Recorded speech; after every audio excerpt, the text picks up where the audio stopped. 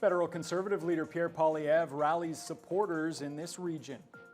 Good evening and thank you for joining us. Poilievre is touring Northern Ontario this week, appearing at rallies and fundraisers from Fort Frances to Sudbury. He continues his pledge to axe the carbon tax and has been meeting with residents to find out what they want from a federal government. Justin Hardy caught up with Poilievre in Fort Frances and joins us in studio. Justin?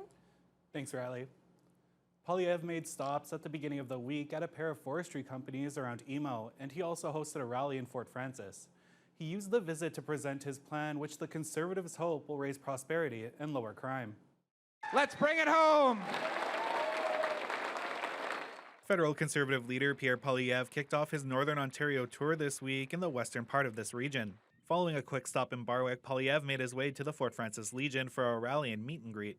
He says that he's hearing from people in the region that life is no longer affordable. Yeah, I was just over at a lumber mill and listening to the concerns of people who can't afford to pay for gas, heat, and groceries after 9 years of Trudeau and the NDP hiking carbon taxes and income taxes and inflation. Life is not affordable. Work doesn't pay, and the government is trying to ban people's hunting rifles. None of it makes sense. During the rally, Poilievre brought out his comprehensive plan that promises to reduce the cost of living, reform taxation through a dollar-for-dollar tax fairness policy, and reduce red tape on permits for new mining projects and road construction. He also promised to combat crime with tougher bail restrictions against repeat offenders and stopping the decriminalization of illicit drugs, as well as banning safe supply sites. During the rally, he emphasized the road to the Ring of Fire as a priority the country needs. Structure, we want to start building roads again. We need to build the roads. I know our current federal government is against roads for strange environmental reasons, but obviously in rural and remote communities you need roads, trucks, and other forms of traditional transportation. That's one of the reasons why we're going to axe the carbon tax.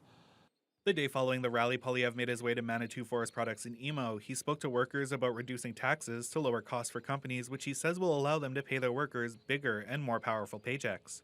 He also explained his plan to help First Nations benefit from local projects through the First Nation Resource Charge that he says is an optional arrangement that First Nations can adopt to collect 50% of the corporate tax generated from the resource projects on their land.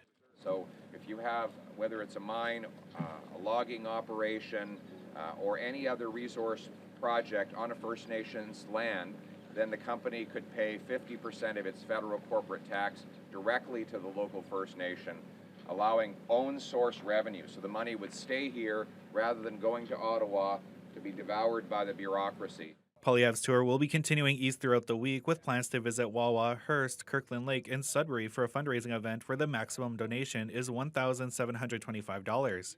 Justin Hardy, TBT News.